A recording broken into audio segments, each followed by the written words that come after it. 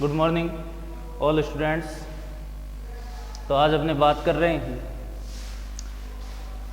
12th class की unit number 8 zoology का part है। बॉटनी की प्लांट एम्ब्रियोलॉजी की अपने यूनिट पढ़ चुके हैं, एक यूनिट, और जिसमें 8 वीडियो है। इसके बाद अपने बात करते हैं एनिमल एम्ब्रियोलॉजी। एनिमल एम्ब्रियोलॉजी ये जूलॉजी का पार्ट है और इस यूनिट में भी 4 चैप्टर हैं। चैप्टर नंबर 31 का पार्ट फर्स्ट देखते हैं। मानव में युग्मक जनन, गेमेटोजेनेसिस इन ह्यूमन। युग्मक निर्माण की क्रिया मानव में किस प्रकार होती है? युग्मक निर्माण का मतलब है डियर फ्रेंड्स शुक्राणु और अंडाणु का निर्माण। मानव एक लिंगी प्राणी। एक लिंगी का मतलब नर अलग है, मादा अलग है। नर में नर जनन तंत्र पाया जाता है और मादा में मादा जनन तंत्र पाया जाता है। नर जनन तंत्र में युग्मक निर्माण की क्रिया के लिए मुख्य अंग एक जोड़ी वृषण पाए जाते हैं जो उदर गुहा के बाहर स्थित होते हैं और उदर गुहा से इनका जो टेम्परेचर है वो 3 डिग्री सेंटीग्रेड कम होता है। और इसी तरीके से मादा में मादा जनतंत्र पाया जाता है जिसका मुख्य जो अंग है वो ओवरी या अंडाशय होता है जो उदर गुहा के भीतर स्थित होता है। तो डियर फ्रेंड्स अपनी शुरुआत करते हैं मानव में युग्मक जनन। युग्मक जनन की पहले डेफिनेशन देखिए गेमेटोजेनेसिस की। तो formation of gamete by testis and ovary is called gametogenesis. Formation of sperm and ovum by testis and ovary is called gametogenesis. मानव में वृषण और अंडाशय की आदि जनन कोशिकाओं द्वारा, आदि जनन कोशिकाओं में अर्धसूत्री विभाजन द्वारा नर युग्मक शुक्राणु और मादा युग्मक अंडाणु के निर्माण की जो प्रक्रिया है वो युग्मक जनन कहलाती है। युग्मक निर्माण की प्रक्रिया को अपने 2 भागों में बांट सकते हैं क्योंकि मानव एक लिंगी प्राणी और इसमें नर में नर जनन तंत्र और मादा में मादा जनन तंत्र पाया जाता है। नर में जो क्रिया होती है शुक्राणु निर्माण की, नर युग्मक बनते हैं, वो क्रिया शुक्र जनन कहलाती है, स्पर्मेटोजेनेसिस। और मादा में जो प्रक्रिया होती है उसको अपने अंड जनन या oogenesis कहते हैं। तो शुक्र जनन की क्रिया वृषण में संपन्न होती है और अंड जनन की जो प्रक्रिया है वो अंडाशय में संपन्न होती है, अंडाशय की कोशिकाओं द्वारा संपन्न की जाती है। तो शुक्र जनन की अपने बात करते हैं सबसे पहले स्पर्मेटोजेनेसिस, शुक्र जनन।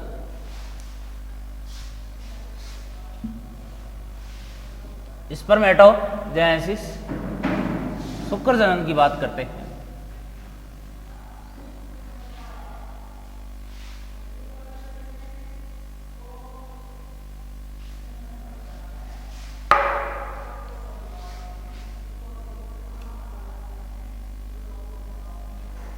स्पर्मेटोजेनेसिस शुक्र जनन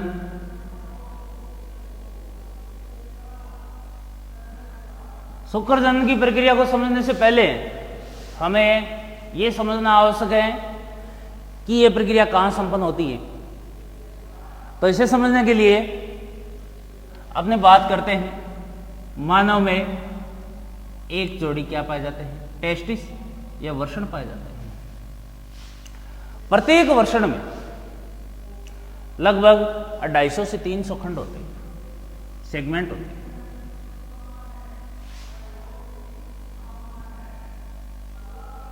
अंडाकार जो वृषण है इसमें 250 से 300 खंड और प्रत्येक खंड में 2 से 3 शुक्र जनन नलिकाएं पाई जाती हैं। 2 से 3 ये शुक्र जनन नलिकाएं हैं और प्रत्येक शुक्र जनन नलिका में आदि जनन कोशिका और सर्टोली कोशिका पाई जाती है। इनके मध्य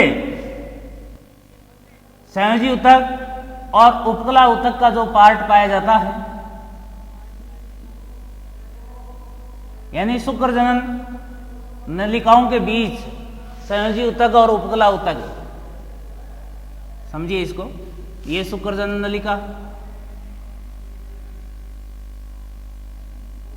नलिका इसके अंदर 2 कोशिकाएं हो गई, एक तो हो गई आदि जनन और दूसरी हो गई सर्टोली। ये उपकला ऊतक और संयोजी ऊतक का जो पार्ट है बीच में, यहां पर 2 शुक्र जनन नलिकाओं के बीच में ये बीच का जो पार्ट है, इस पार्ट के अंदर विशेष प्रकार की कोशिकाएं पाई जाएगी जिनको अपने कहेंगे लेडिंग कोशिकाएं, लेडिंग सेल्स या लेडिंग कोशिकाएं। और ये प्रक्रिया एक सेगमेंट या एक खंड के अंदर पाई जाती है, ये खंड है। तो लेडिंग कोशिकाओं द्वारा जब नर के अंदर 14 से 16 वर्ष की अवस्था होती है तो द्वितीय गौण लैंगिक लक्षणों का विकास प्रारंभ हो जाता है। द्वितीय गौण लैंगिक लक्षण दाढ़ी मूंछों का आना, आवाज का भारी होना, शुक्राणु का निर्माण, इस प्रकार की, और सबसे कठिन काल है जीवन का। अगर साइकोलॉजिकल इफेक्ट देखें तो संघर्ष, तनाव और तूफान की अवस्था है स्टैनली हॉल ने कहा इसे। तो इस अवस्था में किशोर खोया रहता है अपने आप में। तो ऐसी स्थिति की अगर अपने बात करें तो इसमें लेडिंग कोशिकाओं द्वारा एक हार्मोन्स का स्रावण किया जाता है, उसको बोलते हैं टेस्टोस्टेरोन। ये टेस्टोस्टेरोन हार्मोन नर में द्वितीय गौण लैंगिक लक्षणों को विकसित करता है और इसी के कारण शुक्राणु निर्माण की प्रक्रिया प्रारंभ हो जाती है। शुक्राणु निर्माण की प्रक्रिया जब प्रारंभ होती है तो शुक्र जनन नलिका के अंदर आदि जनन कोशिकाओं में समसूत्री और अर्धसूत्री विभाजन द्वारा पहले शुक्राणु पूर्वी का निर्माण होगा, बाद में शुक्राणु पूर्वी का शुक्राणु में कायांतरण होगा। तो कहने का मतलब शुक्र जनन की जो प्रक्रिया है वो मानव के वर्षण में संपन्न होती है और वर्षण में ये किस प्रकार से संपन्न होती है, आदि जनन कोशिकाओं में समसूत्री और अर्धसूत्री विभाजन होता है बार बार और उनके द्वारा शुक्राणु का निर्माण किया जाता है। इसमें जो सर्टोली कोशिकाएं हैं वो शुक्राणु को पोषण प्रदान करने का कार्य करती है। तो अपने बात करते हैं शुक्र जनन की प्रक्रिया कैसे संपन्न होगी।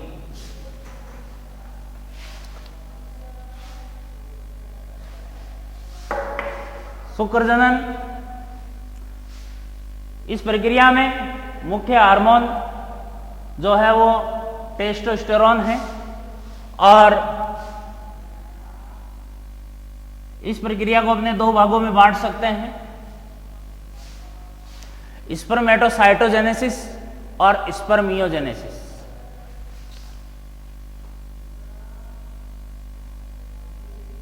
स्पर्मेटोसाइटोजेनेसिस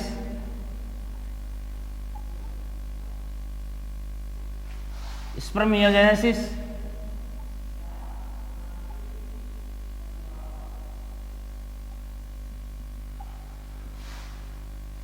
शुक्राणु पूर्वी का निर्माण और शुक्राणु पूर्वी का निर्माण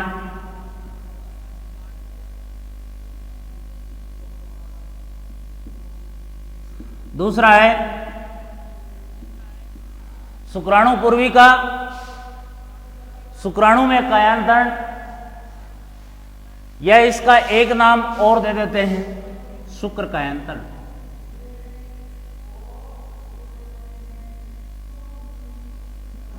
तो वर्षण में शुक्र जनन यानी शुक्राणु निर्माण की जो प्रक्रिया है, ये 2 चरणों में, ये 2 स्टेप में संपन्न होगी। पहली स्टेप स्पर्मेटोसाइटोजेनेसिस, दूसरी स्पर्मियोजेनेसिस। बात करते हैं अपने स्पर्मेटोसाइटोजेनेसिस, शुक्राणु पूर्वी का निर्माण। सबसे पहले शुक्राणु पूर्वी का निर्माण कैसे होगा, तो इसको समझिए। शुक्र जनन की क्रिया का पहला पार्ट शुक्राणु पूर्वी का निर्माण।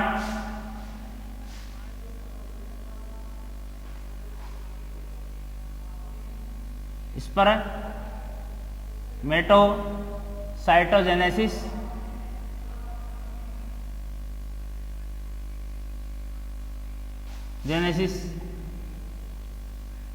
शुक्राणु पूर्वी का निर्माण।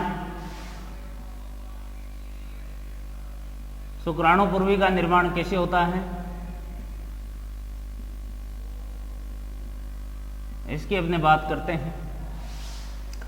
तो डियर फ्रेंड्स, हमने देखा वर्षण में शुक्र जनन नलिकाएं जो हैं उसमें है आदि जनन कोशिकाएं, और आदि जनन कोशिकाएं विभाजन द्वारा शुक्राणु पूर्वी का निर्माण करेगी। तो शुक्राणु पूर्वी के निर्माण की प्रक्रिया भी 3 स्टेप में संपन्न होगी, 3 चरणों में संपन्न होगी। नंबर 1 गुणन प्रावस्था,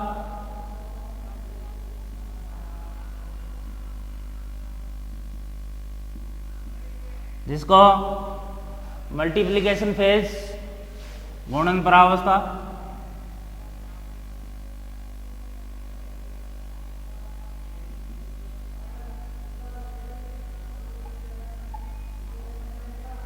दूसरा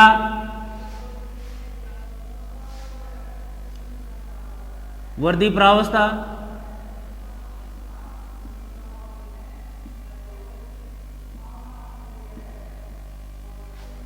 जिसको अपने कहेंगे ग्रोथ फेज।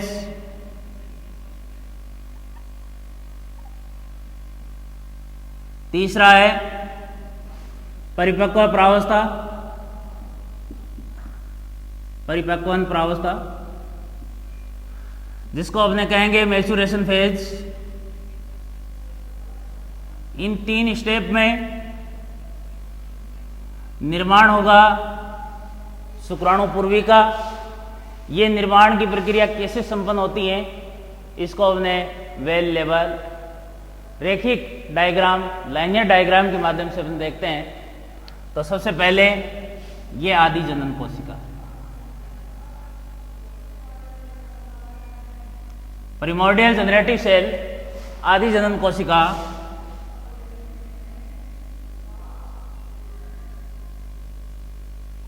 वर्षण की आदि जनन कोशिका।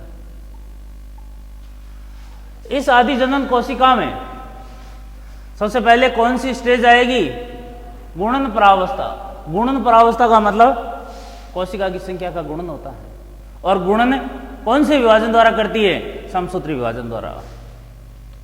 तो इस आदि जनन कोशिका में बारंबार समसूत्री विभाजन, समसूत्री विभाजन होगा। पहले समसूत्री विभाजन से 2 पुत्री कोशिकाएं बनेगी, फिर दूसरा होगा, दूसरे से 4 बन जाएगी, 2 से,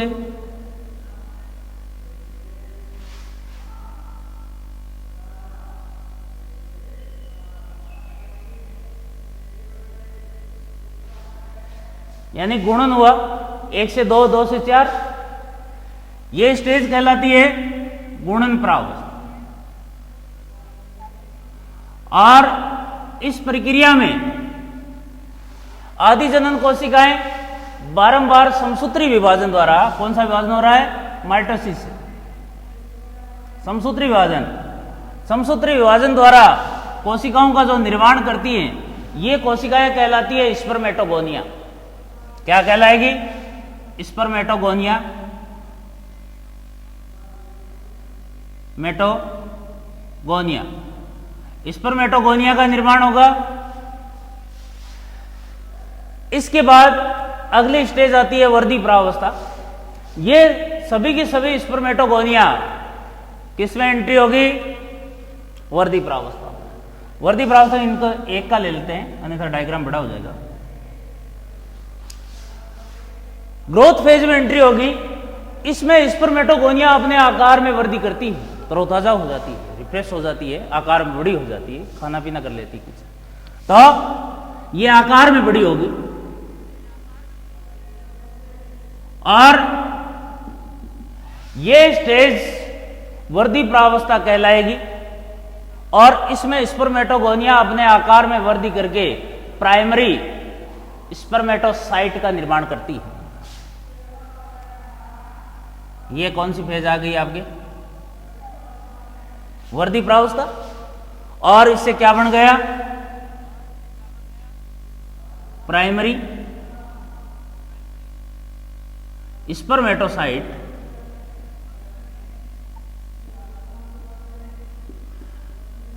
इसके बाद अगली स्टेज आएगी परिपक्वन प्रावस्था या मैच्योरेशन फेज। मैच्योरेशन फेज में क्या होगा? ये जो प्राइमरी स्पर्मेटोसाइट बनी है, इसमें अर्धसूत्री विभाजन होगा। डियर फ्रेंड्स, इतनी देर विभाजन समसूत्री था, अब अर्धसूत्री विभाजन होगा, जिसमें गुणसूत्रों की संख्या क्या हो जाएगी? आधी हो जाएगी। तो अब परिपक्वन प्रावस्था में प्रवेश करेगा और इसमें मियोसिस फर्स्ट होगा। अर्धसूत्री विभाजन फर्स्ट, मियोसिस फर्स्ट जब होगा तो इससे गुणसूत्रों की संख्या तो हो जाएगी आधी और 2 कोशिकाएं बनेगी। यहां पर गुणसूत्रों की संख्या 2n थी और यहां पर n होगी। और इनको कहेंगे अपने secondary spermatocyte. Secondary spermatocyte. Secondary spermatocyte में अर्धसूत्री विभाजन सेकंड होगा, मियोसिस सेकंड होगा और 4 पुत्री कोशिकाएं बन जाएगी, 4 डॉटर सेल बन जाएगी।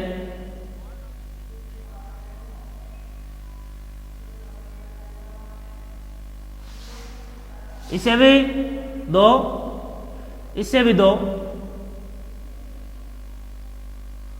4 पुत्री कोशिकाएं बन गई। इनको अपने कहेंगे स्पर्मेटिड यानी शुक्राणु पूर्वी। और ये स्टेज कहलाती है मैच्योरेशन फेज।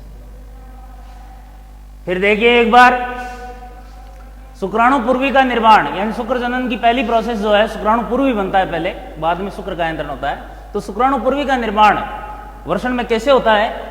3 स्टेज में, गुणन प्रावस्था, वर्दी प्रावस्था और परिपक्वन प्रावस्था। गुणन प्रावस्था में क्या होता है? आदि जनन कोशिकाओं में समसूत्री विभाजन द्वारा 2 बार विभाजन होता है, स्पर्मेटोगोनिया का निर्माण हो जाता है। और ये स्पर्मेटोगोनिया प्रवेश करती है किसमें? वर्दी प्रावस्था में, आकार में बड़ी हो जाती है और ये बना लेती है प्राइमरी स्पर्मेटोसाइट।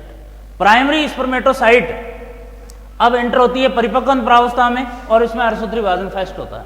अर्धसूत्री विभाजन फर्स्ट द्वारा 2 पुत्री कोशिकाएं जो बनती है, उसमें गुणसूत्रों की संख्या आधी हो जाती है और बनने वाली कोशिकाएं कहलाती है सेकेंडरी स्पर्मेटोसाइट। सेकेंडरी स्पर्मेटोसाइट में अर्धसूत्री विभाजन सेकंड होता है, यहां पर मियोसिस सेकंड हो रहा है, सेकंड होगा और इससे बनता है स्पर्मेटिड। तो एक स्पर्मेटोगोनिया से 4 स्पर्मेटिड का निर्माण होता है। तो ये अपने स्पर्मेटोजेनेसिस यानी शुक्राणु पूर्वी के निर्माण की प्रक्रिया देखी। अगले वीडियो में अपने बात करेंगे स्पर्मियोजेनेसिस, शुक्राणु पूर्वी का शुक्राणु में कायांतरण।